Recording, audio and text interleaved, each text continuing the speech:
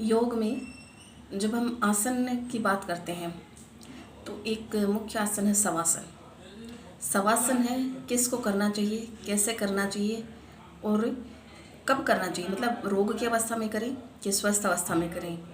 इसके बारे में हम जब देखते हैं तो शवासन एक ऐसा आसन है जिसे बाल से लेकर के वृद्ध तक सभी इस आसन को कर सकते हैं।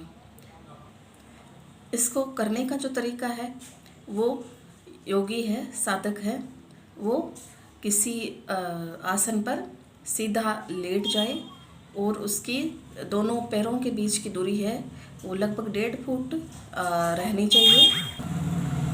दोनों हाथों की दूरी शरीर से कुछ एक निश्चित दूरी पर वो रखने चाहिए।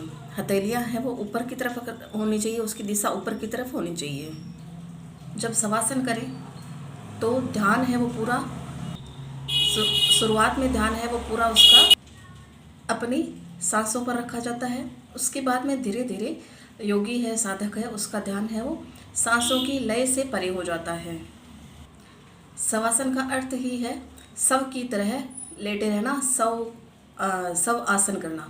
ऐसा आसन जिसमें शव की तरह लेटा जा सके, शव की तरह रहा जा सके। शवासन है किनको करना चाहिए?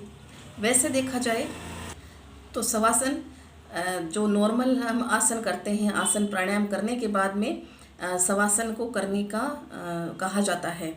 लेकिन शवासन को आप किसी भी समय कर सकते हैं। व्यायाम करने के बाद में स्पेशली इसलिए कहा जाता है कि उस टाइम शरीर है वो बिल्कुल व्यायाम की वजह से उत्तेजित हो रखा हो, उसको शांत करने के लिए शवासन का कहा जाता है। शवासन से आपकी जो शरीर है वो बिल्कुल सामान्य अवस्था में फिर वापस आ सकता है।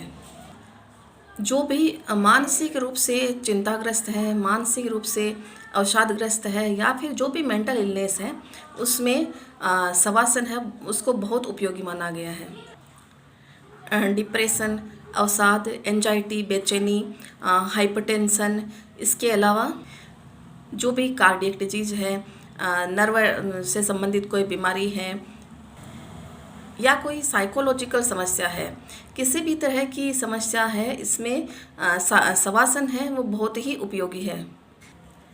अनिद्रा की समस्या किसी को है उसमें शवासन के प्रयोग से अभूतपूर्व लाभ होता हुआ देखा गया है।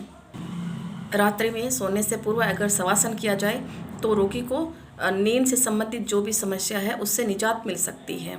शवासन आपको मेंटली रिलैक्स करता है।